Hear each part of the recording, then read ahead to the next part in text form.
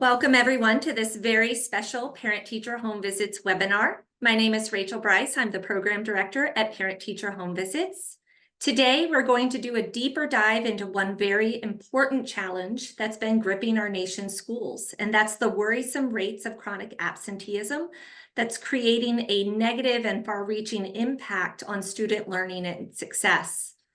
Much of the conversation to date has understandably centered on interventions, but given the magnitude of the challenge we are collectively facing, we encourage you to consider root causes such as deep-seated mistrust, as well as a lack of connection, belonging, and support in schools. So today, we invite each of you to think about what foundational supports your school or district has in place that really centers relationships and promotes the positive conditions for children to come to school ready to learn. We are delighted to have a great roster of guests to share their expert insights and compelling data about the value of parent-teacher home visits as a foundational support, as well as a robust panel discussion that includes the experience and perspectives of a school leader, an educator, and a parent who are all deeply committed to this work. Before we begin, I'd like to share a few quick housekeeping items. So if we can move to the next slide, please. First, we would love to know who has joined us today. Please share your name, your role and organization in the chat box. We also welcome everyone to share your thoughts and experiences in the chat as we move throughout today's session. If you have a question about what you're hearing, we kindly ask that you use the Q&A feature. Our team will be monitoring the Q&A throughout, and we'll also have some dedicated time at the end of the webinar to address as many of your questions as possible. And of course, you don't need to limit your engagement around our discussion to the webinar alone. Feel free to share your learning and reflection on our social media channels. Together, we can continue to create greater awareness of the role that relationships play in addressing our chronic absence issues. And lastly, please know that we will share the video recording and all of the linked resources with registrants following today's webinar. Now let's go ahead and get started with the next slide.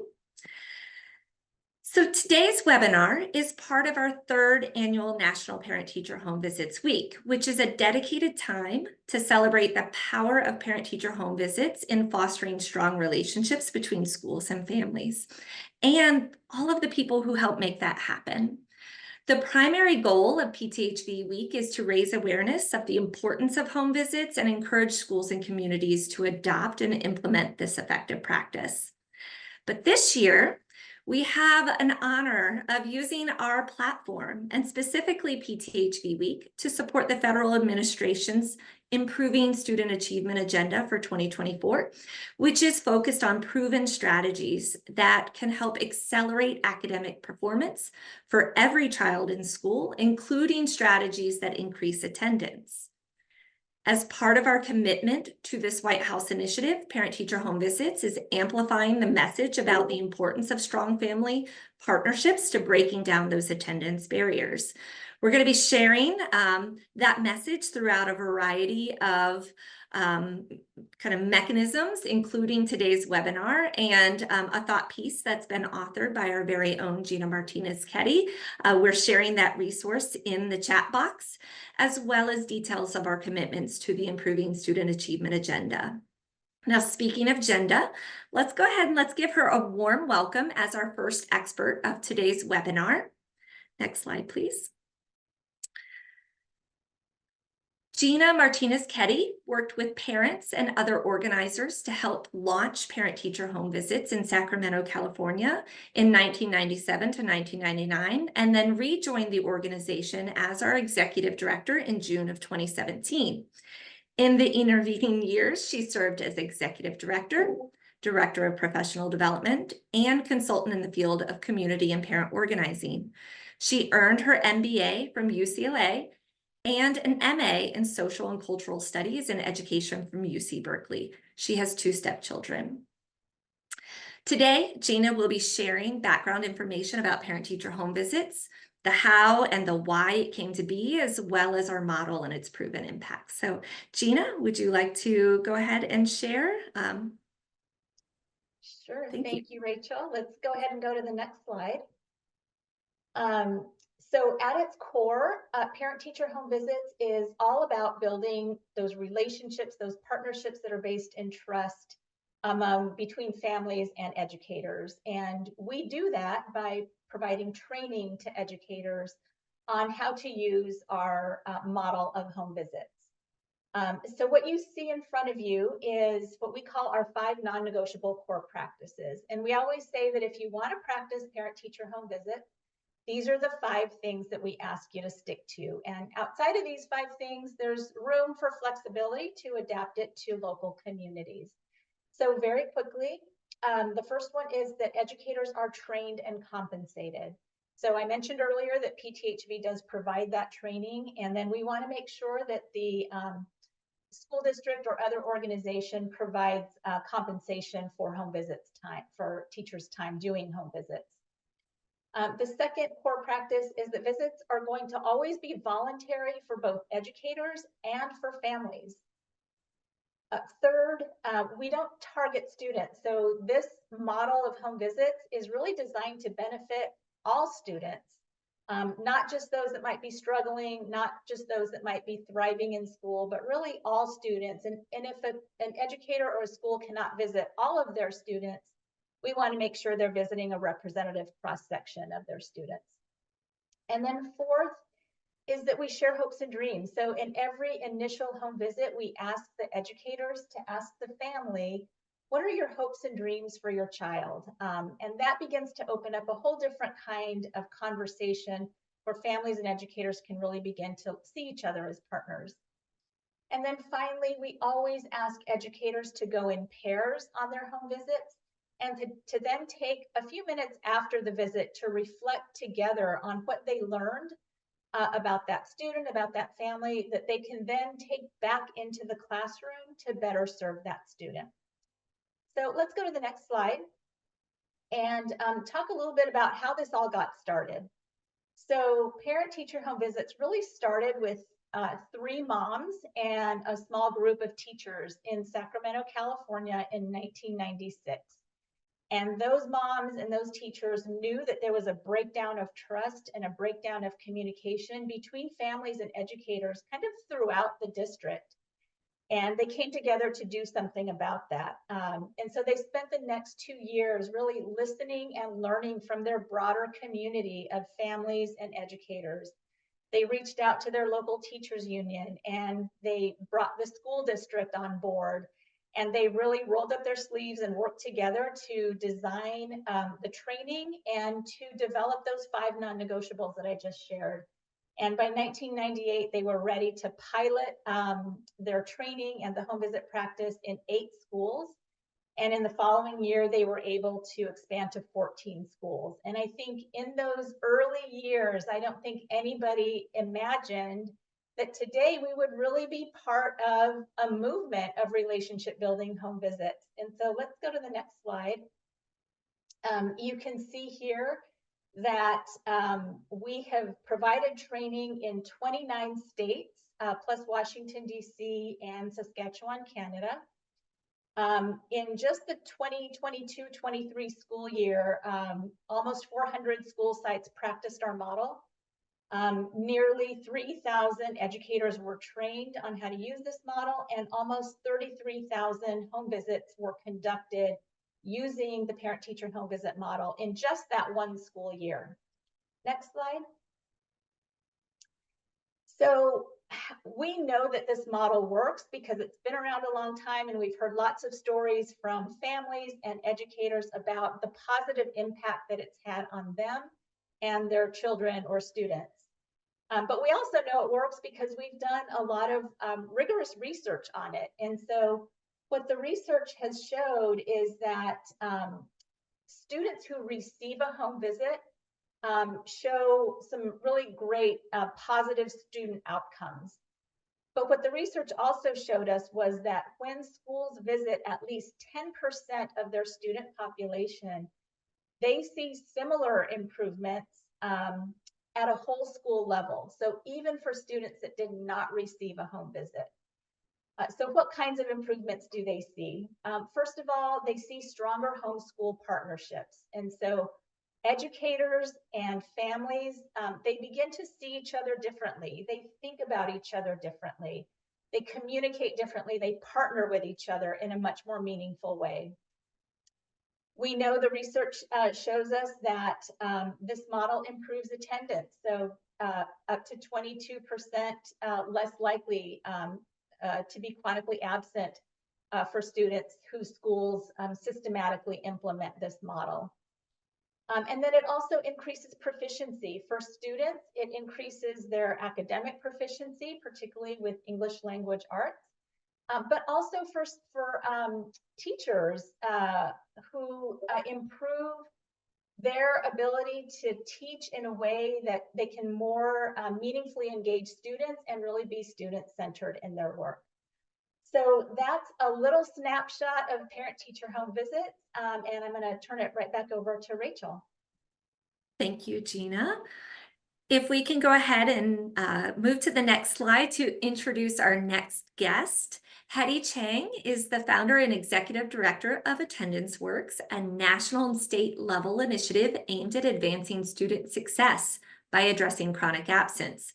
A skilled presenter, facilitator, researcher, and writer, she co-authored the seminal report, Present, Engaged, and Accounted For, the critical importance of addressing chronic absence in the early grades, as well as numerous other articles about student attendance. Deeply committed to promoting two-generation solutions to achieving a more just and equitable society, Hedy has spent more than 3 decades working in the fields of family support, family economic success, education, and child development. She served as a senior program officer at the Evelyn and Walter Haas Jr. Fund, as well as co-director of California Tomorrow, a nonprofit committed to drawing strength from cultural, linguistic, and racial diversity. In February of 2013, Hedy was named by the White House as a champion of change for her commitment to furthering African American education. It is our pleasure to have Hedy frame the attendance crisis that we're facing as a nation. She'll lend her expert knowledge about what chronic absence is, the scope of that current crisis, and offer some research-backed approaches to keeping kids connected and engaged. Hedy? Thank you, Rachel. It is such an honor and pleasure to be here. I think I was even around in the very early days of parent-teacher home visiting getting started, and it is amazing and inspiring to see the expansion. And we need parent-teacher home visiting more than ever, given the kind of challenge we're seeing with chronic absence and attendance. So just in case any of you don't know what this is, chronic absence is missing 10% or more of the school year, including excused, unexcused suspensions. This is different from truancy, which only looks at unexcused absences, or average daily attendance, which says how many kids show up in a school day. Both those metrics can actually mask extremely high levels of chronic absence. And if you go to the next slide, what we know is that improving attendance, reducing chronic absence matters, because when kids are chronically absent, they're less likely to read on grade level by the end of 3rd grade, less likely to achieve in middle school, even have more suspensions, more likely to drop out of high school, and equally important, we see social emotional outcomes because they're less likely to have the kind of educational engagement, that love of learning, the social emotional development and executive functioning that allows kids to succeed and thrive. Next slide. And what we saw is that chronic absence nearly doubled during the pandemic, going to almost 30%, from 16 to 30% by 21-22. It decreased a little bit in 27 to 27% in 22-23. We think we may have gotten a few more percentage points decrease in the 23-24 school year, but it's still much higher than it was pre-pandemic. Next slide. And another challenge is when you have high levels of chronic absence, and we shifted from having to almost 2/3 of all our kids attending a school with 20% or more levels of chronic absence. When you have, that's during the 21-22 school year, and we know that there are still many schools struggling with this extremely high levels of chronic absence. And when that happens, the impact is greater than just the kid who's chronically absent. It makes it harder for teachers to teach, kids to learn, kids to complete their projects. So the impact really ripples, and it makes it even more urgent than ever that we have to find effective strategies for getting kids to school every day. Next slide. We know that those high levels of absence reflect an erosion that happened during the pandemic in those positive conditions for learning. Kids, and we are still struggling with these in many places. We know kids come to school when they feel physically, emotionally healthy and safe, when they have a belonging, connection, support, academic challenge and engagement, adult and student well-being. But the disruptions that have happened over the course of the last few years and the uncertainty about COVID, the higher levels of anxiety, the challenges, even if you reopen school, whether people are still connecting with each other, have made it much harder to put in place these positive conditions for learning. Next slide. But we know that chronic absence can be reduced when you put in place, you invest in a tiered approach that starts with foundational supports, followed up by tier 1 universal prevention to make sure that kids show up every day, early intervention like mentors or intensive case management at the tier 3 levels. But what I want to point out is that parent-teacher home visits, the reason why it gets the outcomes it does is because it's putting in place those foundational supports that really make sure that kids and families feel that sense of belonging, connection, and support, make sure that they feel that this is a place where they'll be safe and have emotional well-being. It allows them to feel more engaged because they're connected to the adults who teach them. Next slide. So one thing I want to give as context is we really need to make sure that chronic absence is not the new normal, but is something that we can overcome and address. And so we've launched a challenge. If you go to the next slide, it's about reducing chronic absence by 50%. And we think we can do that. We know we can do that when we help states and districts organize their teams, use their data to agree upon destinations and know where they want to address, where they need to even deepen their work, prioritize routes, of which the very first route that's likely to get you to this outcome is family engagement, but then student connectedness, and relevant, engaging learning, health, well-being, and safety, access to learning. Everyone can think about which of these routes are we most likely to be able to use to get to our outcomes, and then they can build capacity. And the parent-teacher home visiting approach is key to being able to take on this roadmap that will allow us to get to a 50% reduction across the country. And if you go to the next slide, you can see we actually invited states to come on as early adopters, and we've already had 14 states commit to cutting chronic absence by 50%. And this is something that those of you who are working in parent-teacher home visiting programs across the country can leverage, because this makes you an essential component of what your state does to get to this goal of reducing chronic absence by 50%. Thank you so much, Rachel. Thank you, Hedy. And that is just very exciting to hear about states' commitment to this really important work, and we appreciate you sharing your insights with us today. We are going to move to our last presenter before moving to our panel discussion. Our final guest presenter is Dr. Paul LaMarca of Washoe County School District in Reno, Nevada. Paul has been a public school administrator for nearly 30 years. After receiving his doctorate degree in social psychology from the University of Nevada, Reno, Paul continued as a faculty member with UNR. He continues to be an adjunct faculty member in social psychology, regularly providing lectures in race relations and research methodology. After several years with UNR, he spent 9 years working with the Nevada State Department of Education. In that role, he was the Director of Curriculum, Assessment, and Accountability. He moved to Washoe County School District as the Chief Accountability Officer. After 4 years, he became the Chief of Schools, and after 6 years in that position, he transitioned to the Chief Strategies Officer role. In this current role, Paul supervises multiple departments, including family school partnerships, counseling, student voice, student athletics and activities, student health services, school psychology, MTSS, and SEL, as well as behavioral programming and intervention. Washoe County School District has been a long-time PTHV implementer and partner.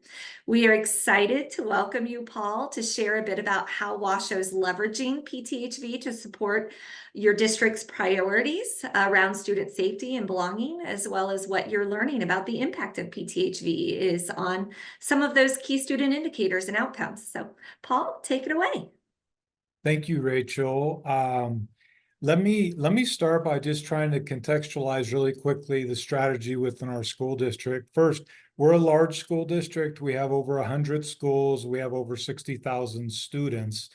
And about this time last year, our Board of Education, our school board, adopted our new strategic plan. And you see here our promise statement. And really, this is that we'll support every student to graduation, and we'll do that in partnership with families and our community.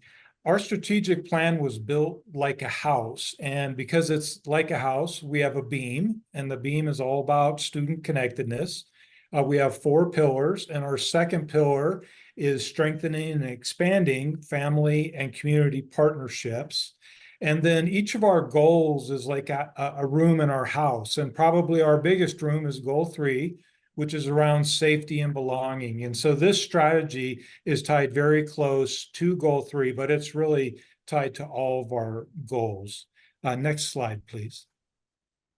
So we, as Rachel mentioned, we've been a long time a participant in this project. We've been doing parent-teacher home visits for 14 years, or this might be our 15th year, actually. But let me talk a little bit about our history since the pandemic. Each year since 2019 and 20, we've seen increases in visits. And in this most recent school year, we saw nearly 1,500 students or families visited by more than 300 educators in 30 of our schools. We trained explicitly on the parent-teacher home visit strategy more than 250 of our educators. So it really is an important part of what we do. If you could move to the next slide. So as was mentioned, I believe by Hedy or perhaps by Gina, we don't target students because of chronic absenteeism for parent-teacher home visits. But we do know that parent-teacher home visits is one of many strategies that strengthens attendance habits.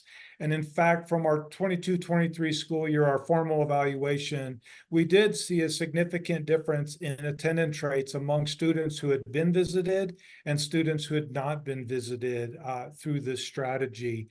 Also, just a sidebar, because of the pandemic, we've seen a significant increase in the use of virtual visits. And we really think that all visits are wonderful, but we do believe that the in-person visits have been more impactful. And we have some data that suggests that.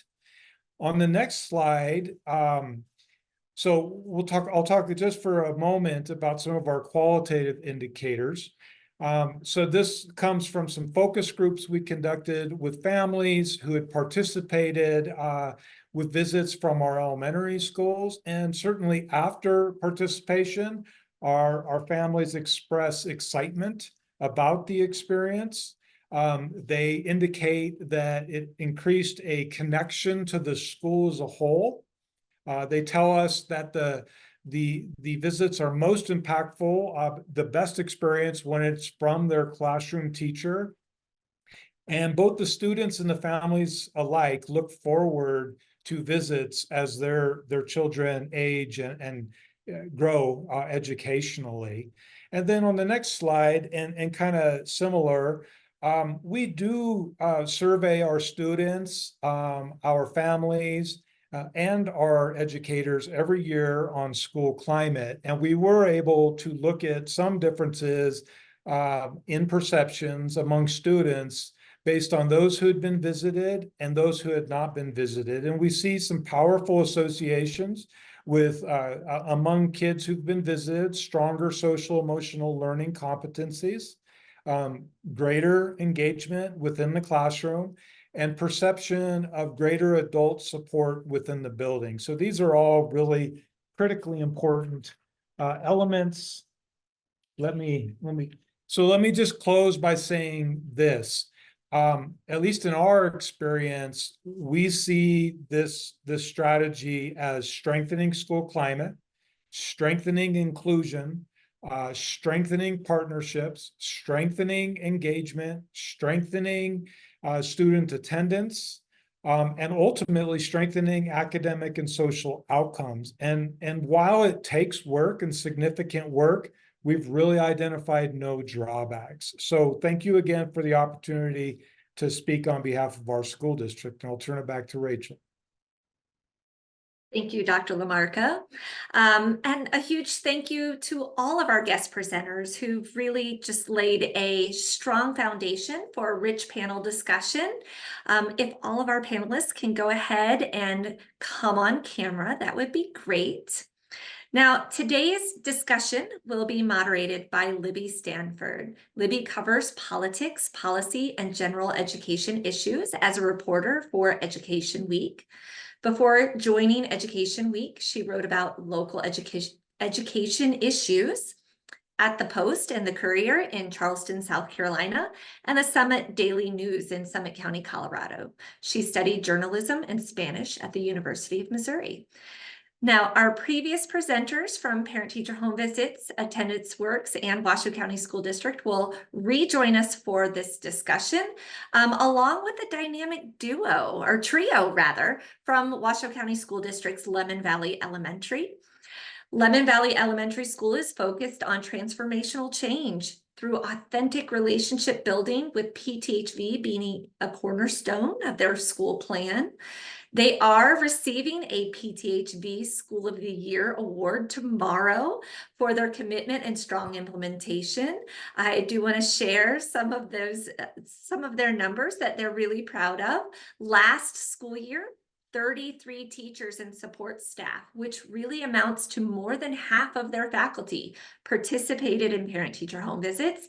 Together, they far surpassed their annual goal of 80 visits by conducting a total of 165 first and second visits with 130 different families. It was truly a collaborative effort, but had the strong leadership of the panelists joining us today. We welcome Principal Daniel Kirk, educator Landy Hidalgo, and Irene Garibay, who is a parent who received a parent-teacher home visit for her daughter during the height of the pandemic and who now serves as the school's family and community engagement liaison. So Libby, go ahead and take it away, and we can go ahead and drop our deck for now. Thanks so much, Rachel. I'm excited to be leading this conversation. I think I'm going to learn a lot from all of our panelists. So we can go ahead and sort of jump right into it. I wanted to start with sort of some scene setting. I know we've had some really great presentations, but I want to start with Gina and Cecilia. We've kind of heard throughout the webinar today that home visits are an effective strategy to combat chronic absenteeism. So I wanted you to kind of touch on how you see home visiting like really directly connecting to the issue of absenteeism.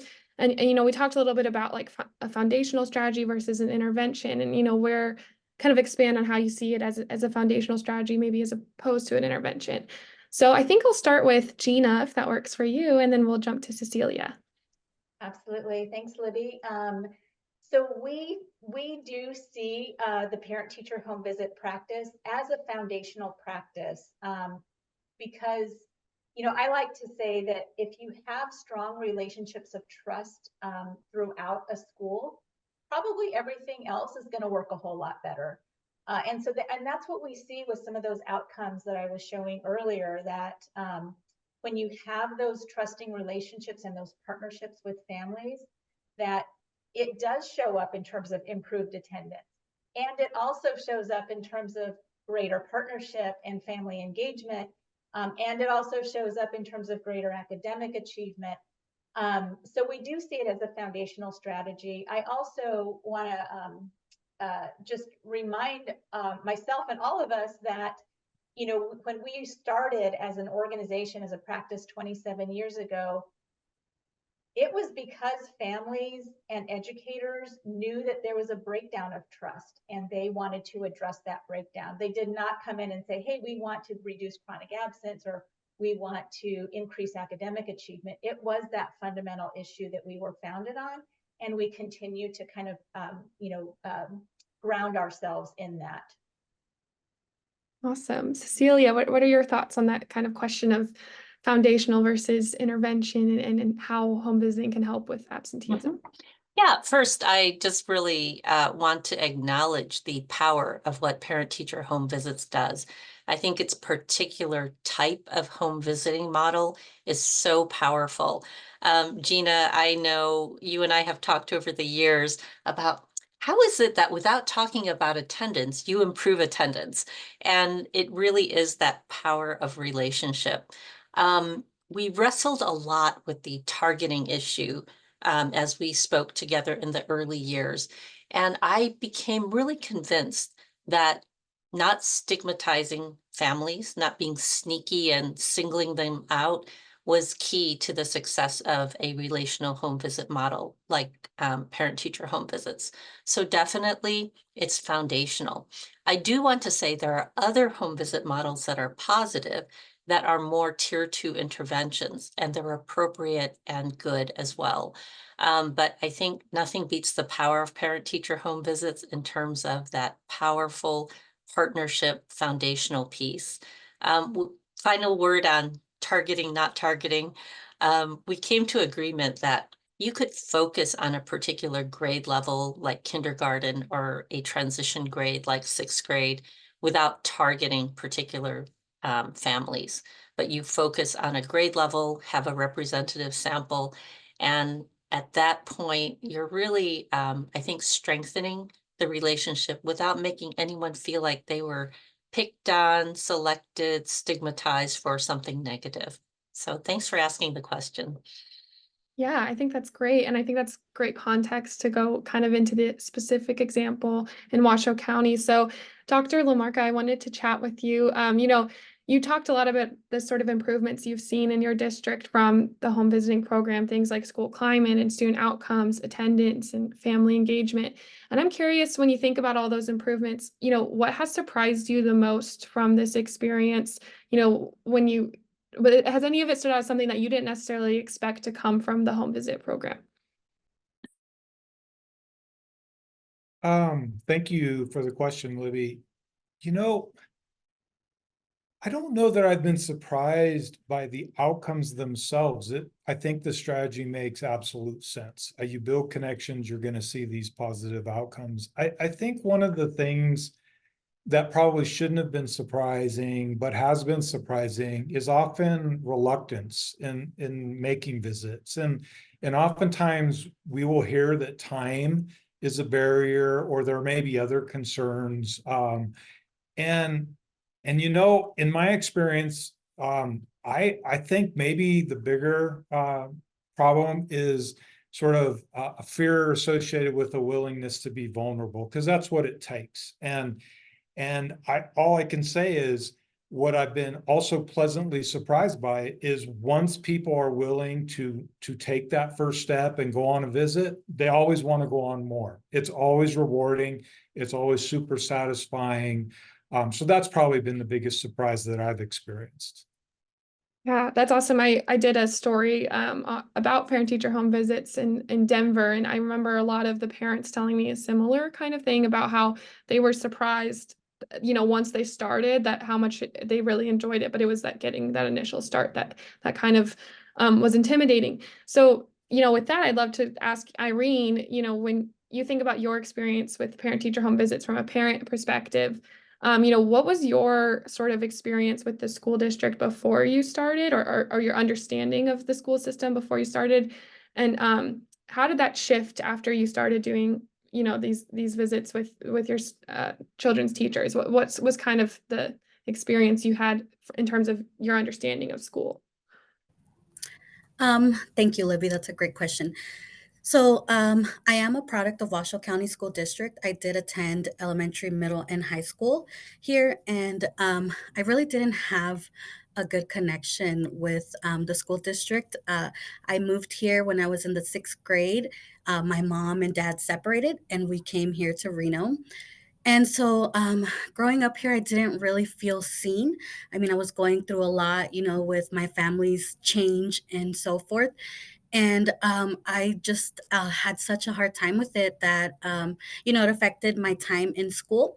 And so I ended up dropping out of high school, and I chose to go and get my GED instead of just continuing with school, because I just, like I said, didn't feel like I had that connection with any of my educators. And so when my daughter Davina started kindergarten, I really wanted different for her, and I really wanted to be involved in her education, and I wanted to have a different relationship with her educators. And so when I had heard of home visits, it was something that I was definitely not interested in because I had no idea what it was, and like I said, I am a Washoe County School District student, and so I'd never heard of it. So I never did it until Londi, who we'll hear more from, is a champion of the program. She really added a personal touch and just personally invited me to do a home visit. And when I did that first home visit, it was high COVID. We were having to wear a mask, and it was still a difficult time for me. And, I was having a hard time, I guess, being a parent because I was having so much anxiety and so much pressure on myself as a parent, because I would think about like how hard I had it as an elementary school student, and then wondering if I'm doing right by my daughter because we're having to wear these masks. She's missing school, and it just was really a tough time. And so when I did the home visit, I just remember meeting Brandy Moore, her 1st grade teacher, and just a huge weight lifted off my shoulder because we just had such an impactful visit. It really changed my eyes to educators. I really didn't feel like we had educators that really, really cared for our students. And when I met her, it really changed my view on that because I really did see how much she cared for not just Davina, but me as a parent too, because I remember I just told her everything that I was dealing with as a mother and all the concerns I had because of my past issues with elementary, high school, and so forth. And that really changed my look on it because she was just extremely genuine. And I just remember feeling her passion when we did that home visit and seeing how happy my daughter was to have that home visit as well, just really encouraged me to be more a part of the program. And so when they asked me to join to be part of the home visit team, so now I facilitate as a parent. I was super on board with it because it made a huge difference for me as a mom and for Davina as well. So thank you, Libby. Yeah, no, that's awesome to hear. I think it's great to hear kind of how it helped you build your confidence and probably helped your daughter's confidence too. So I want to turn to Londi because, Irene just mentioned you kind of approaching her. And I was curious from your perspective as a teacher, how has your relationships changed with parents of your students and what kind of impact have you seen in terms of, from before you started doing home visits to after you started doing them? Hello, everybody, and thank you for the question. I'll describe this as a not only wonderful, but magical experience as a teacher. Very rewarding because through the knowledge that I have gained from the families that I have visited, I have been able to create a wonderful learning environment, and my students are feeling strong, so I can see the difference. Communication with parents becomes regular. So what I take from that, I apply in the classroom. I feel so strong about providing all my students with one part where they can apply their strengths. It's about them. It's about taking pride from who they are. And I give that opportunity to the parents as well. So through that, my experiences with them is like, I'll say it's wonderful. I wish I could find the right word to explain to you how effective and wonderful that is, because you can feel it, you can see it in the classroom. When you send notes, a phone call, immediately they are there for you. As I said, communication becomes regular, and that affects in the learning process as well. So I have seen change in behavior in academic, even though that's not our purpose. When we go there, it's just to go and build, that bridge between school and families. And we want those parents to come. So parent involvement is huge in our school because of that.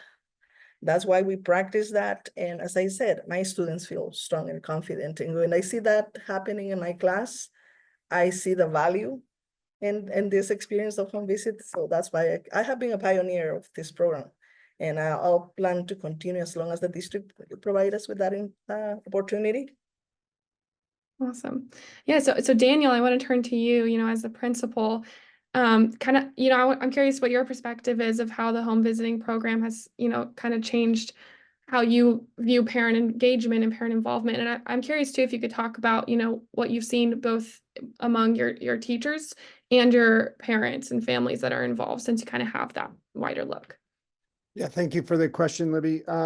So the parent-teacher home visit program, from the administrator's perspective, sometimes seems like it's this, the principal or the assistant principal is not really the person that should be coming to our homes.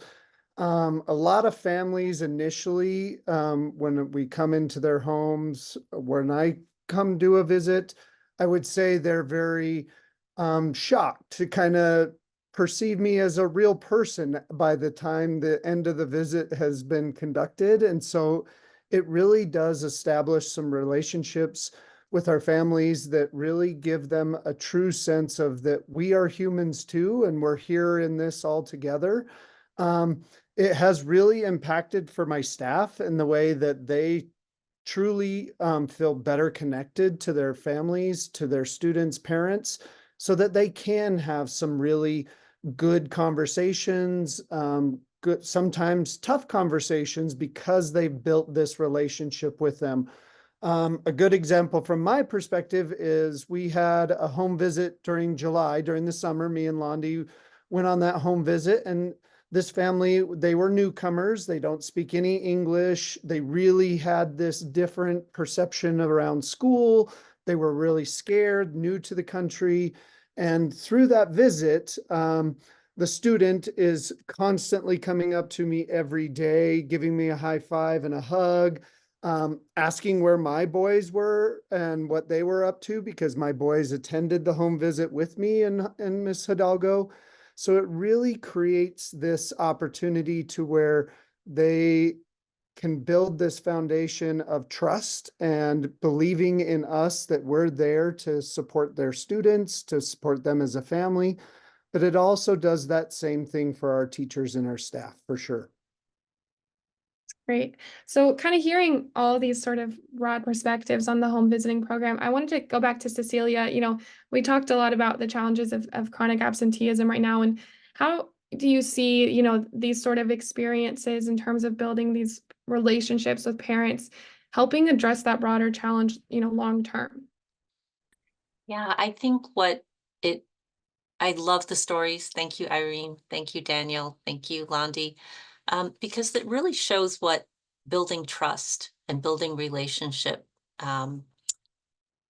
benefits everyone. I work in the area of student attendance, and a lot of times people are thinking it's the parents' responsibility to get the kids to school, or it's, one person at the school, when really the answer is when together we share responsibility, we trust each other to do our parts.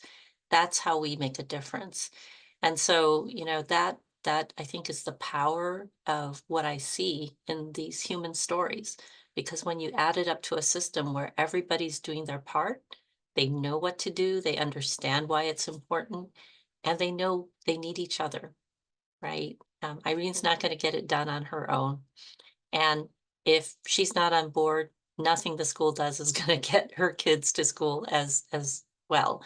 So I think that's what I would want to say to the audience It really is shared responsibility and creating opportunities where we understand each other, build trust, and work together for the benefit of the kids. That's the key. That's the magic.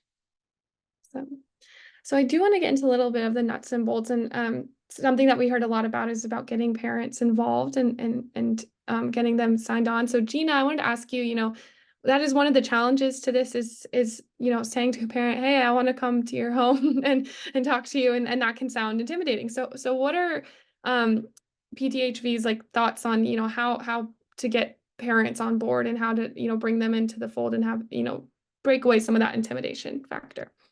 Yeah, it's a great question. And as we've heard already that just like Irene, a lot of parents out there may not have had the best experience in school themselves. And so they may be intimidated by the school, or they may not, it may bring up some past traumas that they just don't want to address. And that's understandable. When school has not been a welcoming place, it's hard to kind of cross that threshold into the school, and you want to be welcomed and have a sense of belonging, but a lot of times families have not had that experience. So it's understandable why there would be some reluctance to engage in home visits. And in terms of engaging families in this process, I think there are so many opportunities to engage families in a very meaningful way. I think one of the most important things is to make sure that the school is communicating the purpose of parent-teacher home visits, and to make sure that families understand that this is not a punitive visit. We're not visiting you because you've done something wrong or because your child has done something wrong. It really is because we want to be partners with you. We want to know you and your child so that we can do a better job back at the school and supporting your child. I also want to say that there's, again, lots of different ways to get families involved. And I think for us, one of the important points here is that families are involved in a meaningful way. So it's not just that we want families to rubber stamp the idea, but in an ideal world, we parent-teacher home visits started out of a community organizing effort where, as I said earlier, 3 moms and a handful of teachers kind of designed this entire practice. And what's important about that is that families, those moms, were not just there kind of listening to what teachers had to say, right? They were not passive observers. They were decision makers in that process. They were co-decision makers, co-designers, co-creators of the parent-teacher home visit model.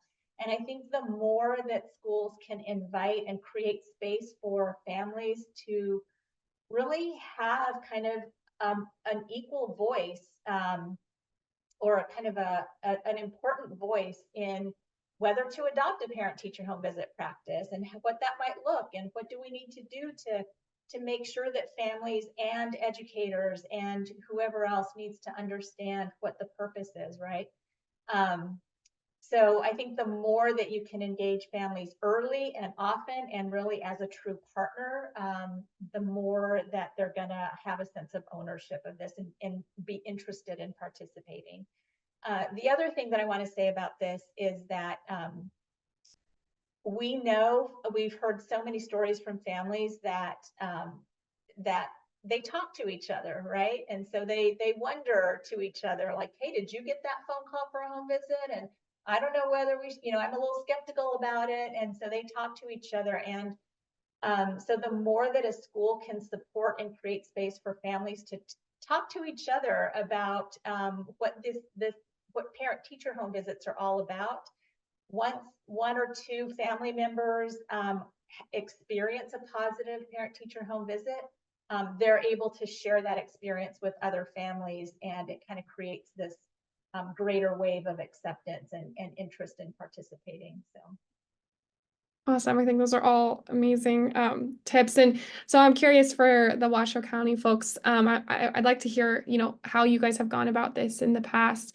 So I think I'll start with Paul. if you want to share from like a district-wide perspective, you know, what kind of conversations are you having with your school leaders, your educators, in terms of, you know, getting parents interested and signed on to this program? Thanks. A lot of it's been said. I think how we get parents and our educators on board depends greatly on sort of their experience and their trust in education. You know, I'm a father of 4 kids, and my oldest boy, very, very gifted academically, but really a difficult child to deal with. And almost every interaction I had with the school regarding him was negative. It wasn't positive. And so I kind of questioned whether or not there were caring adults, whether it was a trusting environment. And here I am, part of the organization. So I have access, and that's a privilege. And I still had that same experience. You know, I think when we talk with educators, we talk about really leveling the playing field, stripping away that sort of assumed power differential. Too often we do communicate negatively when we're talking about kids, but also educators are big-hearted people who want to fix problems. And the parent-teacher home visit is not a time to fix a problem. And so really it is, we meet people where they're at, and that might not be the home. It can be virtual like we described, or it could be at a baseball game, or it might be, you know, at the Italian festival downtown. It's just in an environment that's neutral, where we take away that control and we just get to know each other as people. Yeah, that's awesome. And I'm curious, Londi and Daniel, if you guys have thoughts on this too. I don't know if maybe there was a time when a parent was hesitant to participate, and how you kind of talked them through that and got them on board. I guess Daniel, I'll start with you, and then we can go to Londi. Yeah, to kind of piggyback off of Dr. LaMarca relative to where it kind of starts at, I would say it really does start with the parent-teacher home visit coordinator. Londi has done a fabulous job really encouraging staff and all of our school community to really participate and be bought into this program. It comes down to myself as the principal and my assistant principal, Carrie Walker. She's a huge advocate of parent-teacher home visits for a very long time as well. And it really just comes down to our push and our drive to believe in this program and believe in how powerful the relationships we can have with families really can be. And so that push coming from us and creating some friendly competition sometimes and making it fun and a big part of our school community really makes a difference.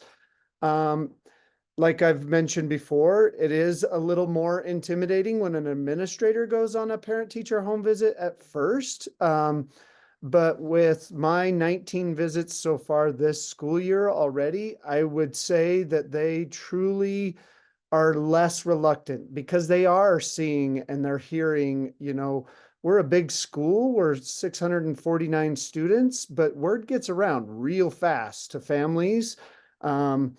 You know, we've got a North Valley's Facebook page that I've seen multiple times. Hey, I had a home visit. It was awesome. You guys should all participate in it. And so I really feel like if you just advocate as a school and make it a priority and buy into it and passionately believe in it, it really can impact those reluctant families.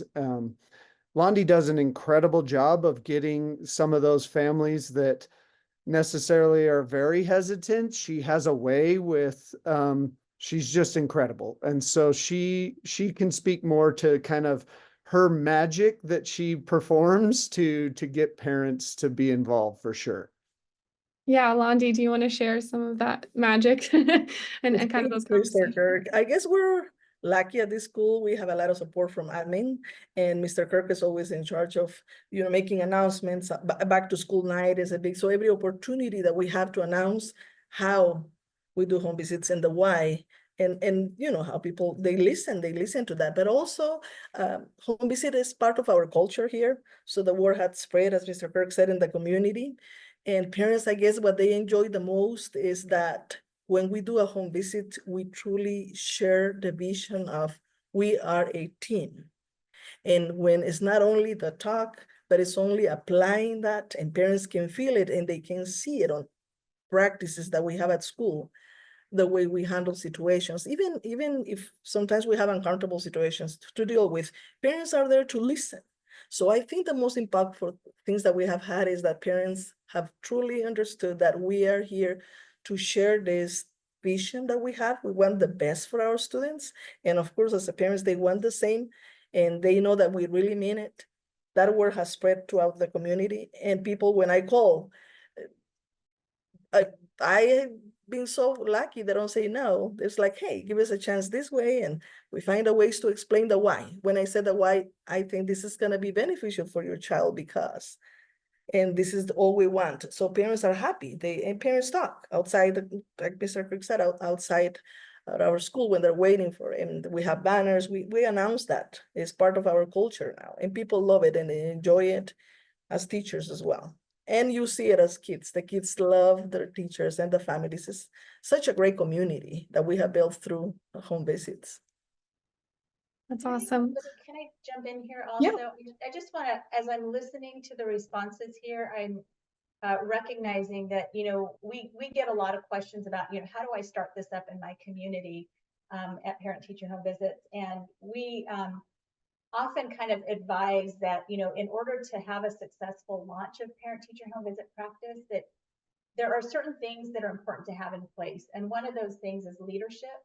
Another one is having kind of the infrastructure that supports the practice. And then, of course, having the financial component, because we want to make sure educators are compensated for their time. And I just want to point out that in listening to the Washoe folks speak, they have all of those in place. We see examples of leadership from Dr. LaMarca, from Principal Kirk, from the school district itself, talking about their promise, right? That's really about engaging families. They have that infrastructure in place. I think Principal Kirk mentioned their site home visit coordinator, right? So they have that role that somebody plays. They have leadership that happens at the district level to support, you know, the practice at the district level.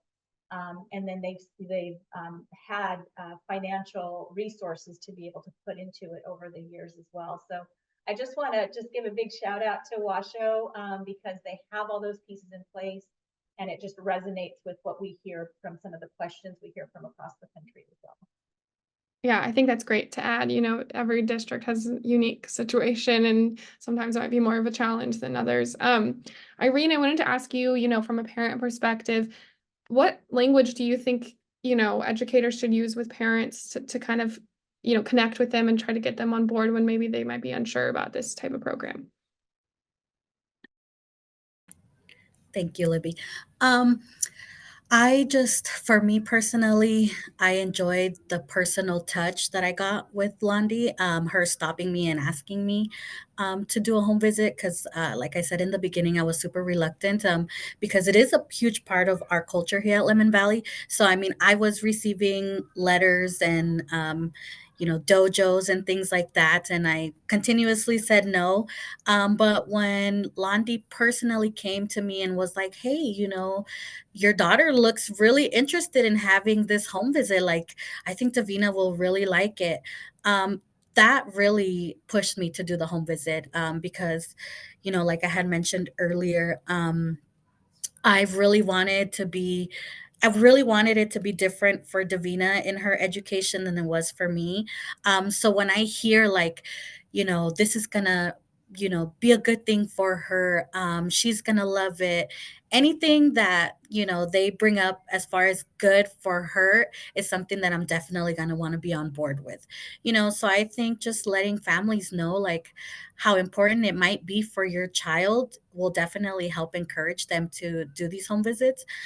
Because I know for me, once they tell me like she's gonna love it, it's gonna be a great thing for her. You know, like I said, I'm all on board. So just really letting families know, like, this is going to be good for you, but for her, it's going to be, twice as good. Amazing. I also want to talk, one of the aspects of parent-teacher home visits is that it's voluntary for both the parents and the teachers. And so I wanted to talk a little bit about teachers and kind of getting on board. I know there's teachers like Londi who are big champions of it, but maybe newer teachers are not as sure about it. And in some of my reporting, we've found that a lot of teachers aren't trained on parent engagement, and it's not necessarily something they have as a priority going into the profession. So I was curious, Dr. LaMarca and Daniel, I think you both can kind of talk about this. What sort of conversations do you have with teachers about, this program and why they should be doing it? And how do you kind of gear up support from them in terms of, being participants? Dr. LaMarca, I wonder if you could start. Sure, thank you. It's one thing to say that we want to build meaningful relationships, set our assumptions aside, and it's another thing to do it. And there's actually some skills that are involved. Another one of our foundational strategies is social emotional learning. We've been a Castle District for many years, and we take that very seriously. I mean, you really have to build the skills to be aware of yourself, to be aware of others, to be able to form relationships, to as much as you can, set aside biases as you walk in, and to be present. Some of our kind of mindfulness skills are really critical to teach, and it really goes a long way with teachers once we talk about that. Because it is really critically important for the parent-teacher home visit strategy, but it's also just great to build meaningful relationships with students and with fellow faculty.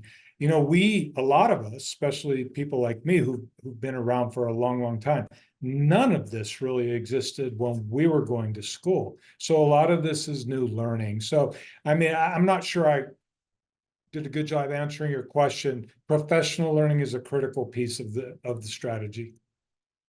No, I think that's great. And yeah, I'm interested in the professional learning part of it too. So, Daniel, what are your thoughts on getting teachers on board, and maybe what are some of the professional learning things, trainings that you do to get them the skills?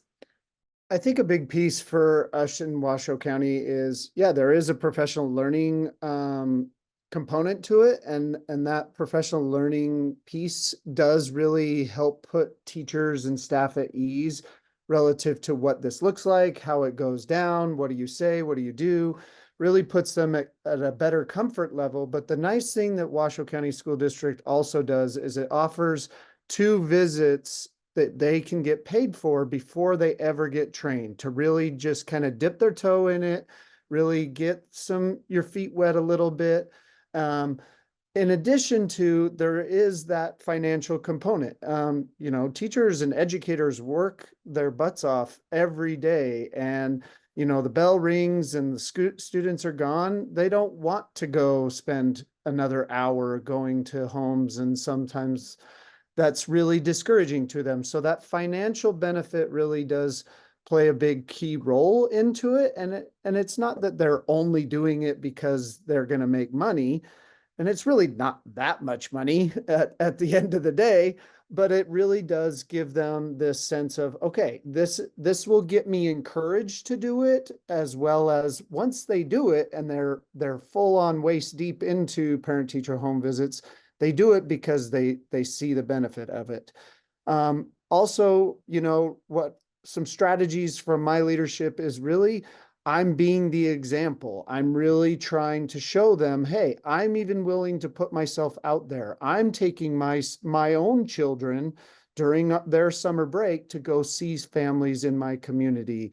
And they really enjoy it. They actually love to get to play with the students and see where, what they're doing and how they're living in their community, and really building those connections as well. So leading by example through my leadership, really like positively encouraging them. I've got a handful of teachers that I would say in my first couple of years at Lemon Valley were anti-home visit. They were never going to do it. And it took a lot of work on Londy's part and my part, really encouraging them to say, hey, it's okay. Like, just try one. Come on, come with us. You can do this. And really just kind of keep at it. Just don't give up with the program. You know, it takes, for a school community, it takes a long time to get to where Lemon Valley is, where over half of our staff is participating in it. But it starts small, and you just get a couple to do it, and then the word spreads amongst the staff. But I just think that compensation and being flexible with that as well can be a huge benefit to getting the program to start and going throughout your school community, for sure, with your staff. Yeah, that's awesome. I was curious if Gina and Cecilia, well, actually, sorry, I should turn to Londi too. So I'll go to Londi first and then switch to you guys. Sorry. Londi, I was curious, when you think about this thought of, getting teachers involved, how can other teachers help, broaden support among teachers in terms of the parent-teacher home visits program? I think the key is make the teachers see the value, the why. What can you get from a home visit? It's not just, oh, you're getting paid for that hour. It's come and get to know the family and see, so the empathy grows. The practices in the classroom, which is what I see. I have seen a lot of teachers, how you work really hard planning wonderful lessons, and then something didn't work, and then you as a teacher feel so frustrated. But what about how this experience changes when you get to know where this child comes from? What is the family going through? How, as a teacher, you can be more effective? How you can practice equity, actually. When teachers have seen the value, we have a little boy, Filipino, and his behavior wasn't, that friendly, and the teacher was feeling frustrated, nothing worked, and then those phone calls or notes that parents don't want to hear and they don't answer, it gets the situation even worse. But when you make this child smile and the teacher is willing to go to a home visit and parents agree, you learn a lot. Guess who you have next? So the child is happy in the classroom. My teacher played with me. They just like the Mexican culture, they celebrate Dia de los Muertos is huge. So we had this activity and you can see the turnout different. I invite teachers to come and see that. So I like, come with me, let's go and see this. And when teachers see the why and the value, because like, it's not that moment, as I said, we share that vision. And then when you make that effective, parents see that we are a team. Some parents, and the misunderstanding sometimes is like, oh, I work a lot of hours. I don't know English. That's what I have for several years. But yes, you do know how to send your child to bed, and that's a huge help, because that child is going to be ready for school tomorrow. That's how you can help me. I'm going to send you notes, because, a consistent follow through. So when teachers see that value and they have experience, they just wink at me and they go like, you were right. This is working. The child see got a student, the teacher didn't know what to do. So let's go and watch him play soccer. We were cheering for him. You wouldn't believe what we saw in the classroom. So when teachers see that and they experience, they also talk with other people. Now they come along, and it takes 1-2 home visits for teachers to see the value and the why, how in the classroom, the practices become wonderful. And that's how I get teachers go with me. That's awesome. Yeah, so I'm curious, I wanted to ask Gina and Cecilia, kind of more broadly, what can schools do to get parent engagement to be a priority for, their educators, especially, if not a lot of educators are coming into the profession with that as at the top of their mind because of, maybe how some teacher colleges work. So I'm curious, yeah, we'll start with Gina. What is your thoughts on why is it that PTHV is designed the way it is to kind of train teachers, and what more can school leaders do in general to support that? Yeah, it's a great question. I want to come back. I think it was Irene that maybe talked about, or somebody talked about how when you first hear about this idea of going out and doing a home visit, I think there's this feeling of intimidation, or like, oh, that's kind of scary. I don't want to do that. And I think teachers feel that way too, because it has not been part of kind of regular teaching practice to go out and visit families in their homes. So it's something new. It's something that most teachers don't know about. And as somebody said earlier too, it's not something that they've been prepared to do as part of their teacher preparation.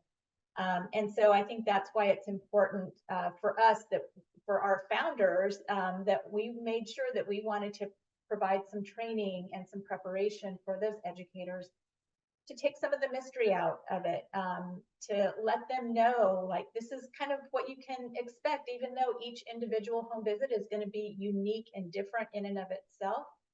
We want to make sure that they are prepared with some tools before they go out and start doing those visits. The other thing I want to say is that, you know, I think Blondie was just talking about how, you know, that once teachers see the value of it, that they want to keep doing it. And I think that's absolutely true. And so one of the things that we try to drive home in our training is to really get teachers to reflect on the purpose, like why are they interested in doing this? How does it connect with their bigger vision? How does it connect with their schools or their district's bigger vision?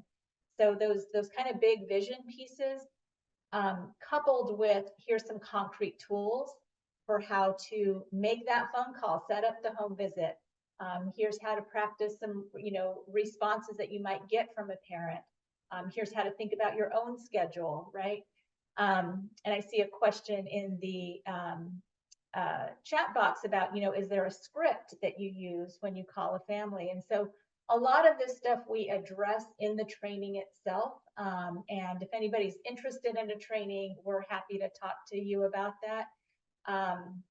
But those are a couple of the things that I think it's really important to prepare teachers so that they know what to expect. And then just a closing note on that, I do think there are much bigger systemic questions about how are we preparing teachers, and where does family engagement fit in that teacher preparation conversation?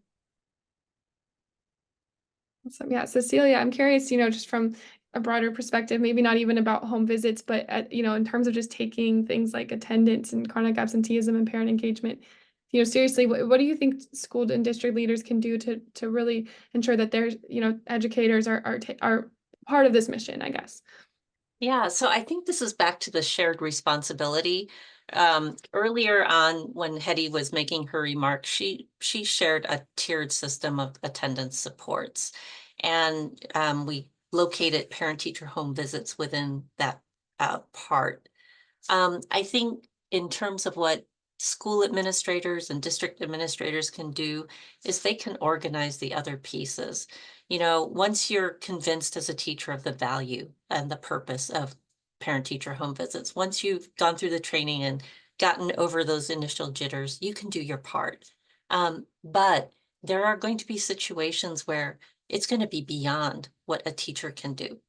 You're going to hit some situations where, you know, a teacher's going to be there and they're like, I'm not a psychologist. I don't know how to help a family who's unhoused. What do I do now? And that's part of the organizing, that the teacher knows who to hand it off to, that there's a team addressing attendance issue. There's a team addressing these larger systemic pieces that they really ought not be responsible for doing, right?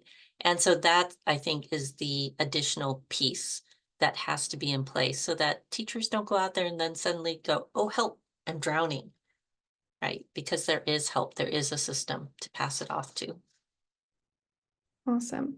Well, I think we only have a couple minutes left. And so I did want to give an opportunity for kind of final thoughts from everyone. So I was curious if you could all just sort of share if you had one key takeaway from our conversation today or something that you hope that the attendees, you know, go home with, you know, what do you think that would be? So I will start with Dr. LaMarca if you're ready, but feel free to pass if not. Sure. You know, there were in preparation, there were a couple questions that you had said you might ask around how do you sustain this and really, especially when we all experience something such as the pandemic, how do you keep something like this going? And so what I want to do is acknowledge fierce leadership and passionate leadership from Delisa Crane. She's our director of family school partnerships. Rochelle Salonia, she's our coordinator of the Parent Teacher Home Visit Project within our school district. You know, Daniel and Londi and Irene and all the practitioners who really are the greatest cheerleaders. And I think, you know, as leaders, we have to take every opportunity we can to sort of chip away and remind our board members and our superintendents of how important school climate is. And so through their leadership and then through additional advocacy, we now have this strategic plan. We have now been able to lobby and get this fully funded within our general fund. So we're not constantly chasing grants and depending on grants. We'll probably still chase grants. But it really here, through this hard work, has become really just part of what we do, our DNA. And so I think maybe the takeaway is it is a long-term effort. It's not a quick fix, but there will be quick wins and satisfactions along the way. Awesome. Gina, what are your final thoughts? Well, I am just coming back to the purpose of this webinar and kind of making that connection between relationship building home visits through parent-teacher home visits and chronic absence. And I think we've kind of seen the connection, but I want to, for me, it's just remembering that, you know, when you have a culture of belonging in schools, it really creates this sense of, among students and families and educators alike, I think that school is a place you want to be. I like it, like people can't wait to go because it is that welcoming place. And so I think that's just one thing to remember in terms of when we're thinking about addressing chronic absence, that part of addressing chronic absence is creating that culture of belonging that we've heard exists in Washoe and at Lemon Valley. Awesome. Londi, what are your final thoughts? I'll say that through a home visit, you can achieve so many things, you know, as an educator, but I guess the most important thing is to let those parents know that we do care, that students become who they are, wonderful learners, but also that something linked to being absent is our students. Sometimes parents, after a home visit, you wouldn't believe how parents are more mindful about scheduling doctor's appointments and all of that after school. They are mindful about, teacher, you know, they send notes. I really need to be absent, or I'll better, you know, put this aside. I'm gonna send my child to school. They really value who you are as a teacher instead of whatever happens in elementary doesn't matter, because this is elementary, and what happens sometimes in their mind is elementary is not a biggie, high school is, or middle school is, but that perspective totally changes when you do a home visit and you see it, even though, as we said, we don't target students, but you see that being effective even with students being present in every single way. Awesome. Irene, what are your final thoughts? So I just think it's wonderful to see so many educators willing to be a part of this, because for me, it was a huge confident booster as far as being a parent. And I don't think a lot of educators realize how much these families need that from their educators. And I think my final takeaway is just my hope for you guys to just continue trying to reach out to these families, because I know it can be a little tough, but you know, parents do need help. And you know, when we establish these personal connections, we get a lot more positive feedback as far as getting these kids to school and just having families involved. And this is a huge reason to why I do the parent teacher home visit trainings now. It's because it really just made me want to have these families, especially non-English speaking families, connect more with their teachers, because I know for me it was different. I didn't have that. So it's nice to see that we're pushing for more of a personal, relational community schools now, and just having families be a bigger part of their kids' education. Thank you. Awesome. Thank you. Daniel? Yeah, just to kind of make that connection, like Gina said, I really feel the parent-teacher home visit really does create a relationship foundation with our parents. And we at Lemon Valley have had many instances, or we have plenty of stories to share relative to once we've established these strong relationships, we have been able to have tough and difficult conversations with our families relative to, hey, I've noticed you've been out for 7 days already, and we've only been in school 4 weeks. What's going on here? Like, what do you need? What can we do? And you need to bring your daughter to school.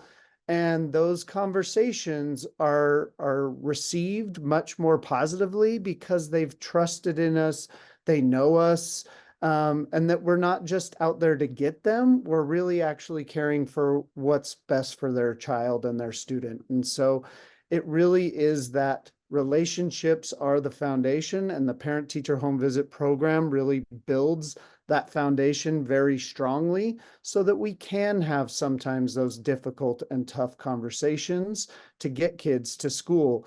And one last thing relative to, as like a leader, to really make the parent-teacher home visit program a huge priority, we make it part of our school performance plan. It's part of our action steps. It's so engraved and embedded into everything that we do and what we reach for our goals.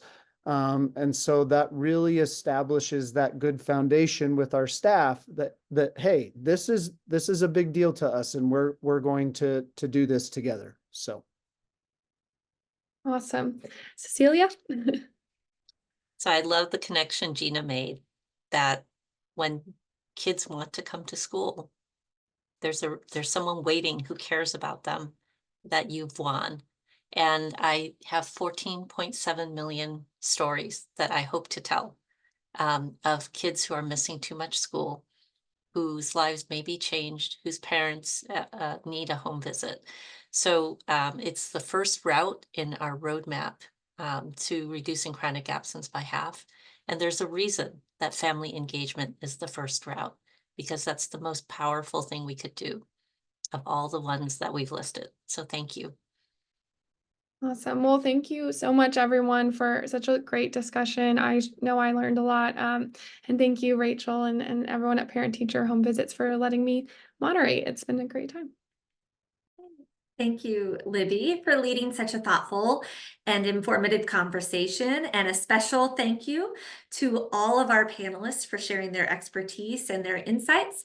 We'd like to now turn to you, the audience, and hear what your questions are. We've already received some and responded to them in the Q&A box, but please do keep them coming as we start wrapping kind of things up for today, and we'll try to get through as many as possible. I actually want to revisit a question. Principal Kirk has provided some details as to what Lemon Valley does to support or to overcome a language barrier with immigrant families as it relates to home visiting. So Daniel Kirk, can you please share a little bit more detail with the audience, because we hear this question a lot. And then I want to invite Gina to also share some other perspectives, because we hear great strategies from all across the country. yeah, so Lemon Valley does have a great staff relative to supporting kind of our language barriers that we sometimes see, especially with the home visits. A good chunk of our staff is bilingual, and they can speak Spanish for us. We also have a staff member that's new to us, that she speaks 3 Middle Eastern languages, and we do have a population of those, and so we're trying to recruit her. We have the opportunity here in Washoe County that, we send 2 teachers and they can go on the home visits, but also if we need a translator, a 3rd person can come and be paid and be that translator for us. And so there are ways to get creative on how you kind of set that up.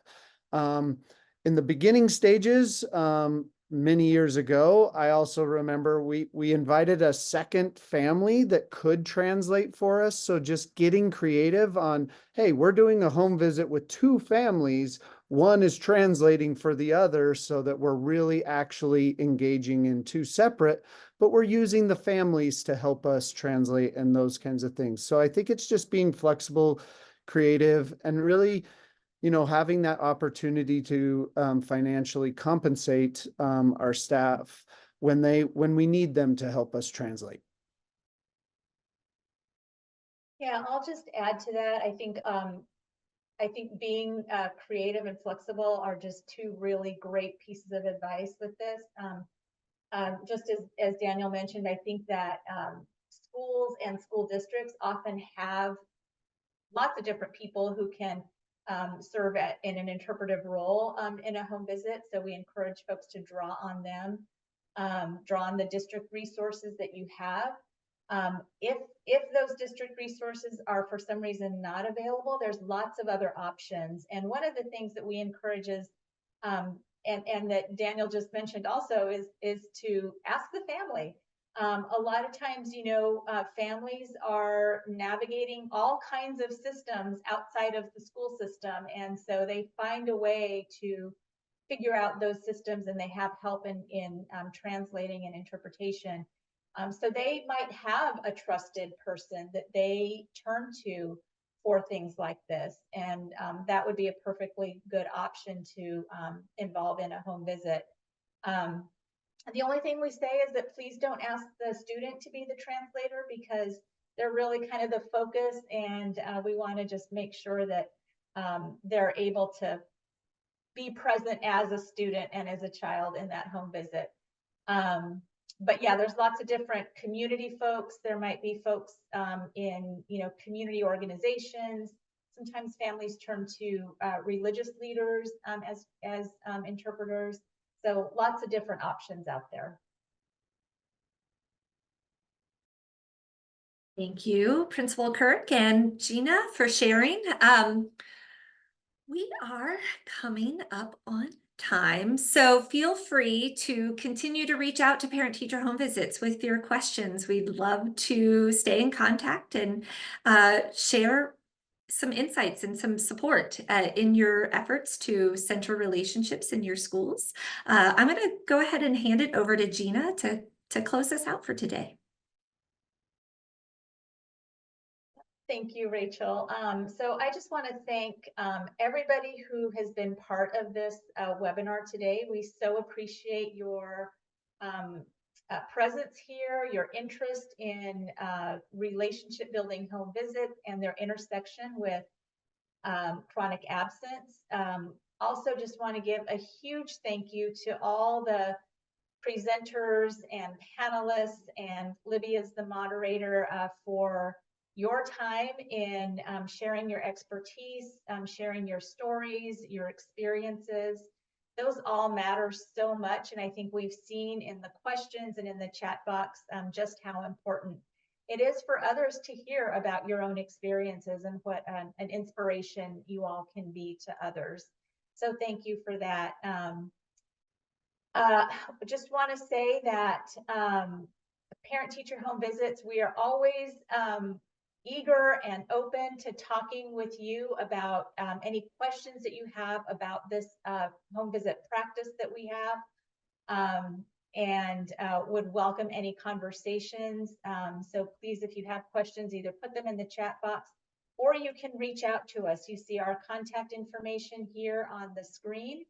You can reach out to us via email, phone. You can visit our website. Our website has a lot of tools and resources on it to see, how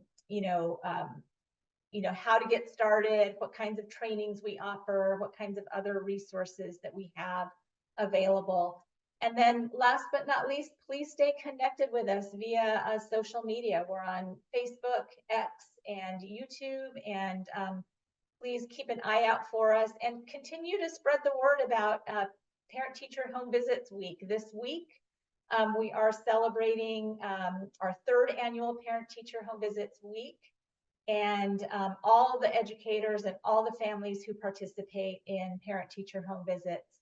We want to send a big thank you to all of them and continue to help us spread the word.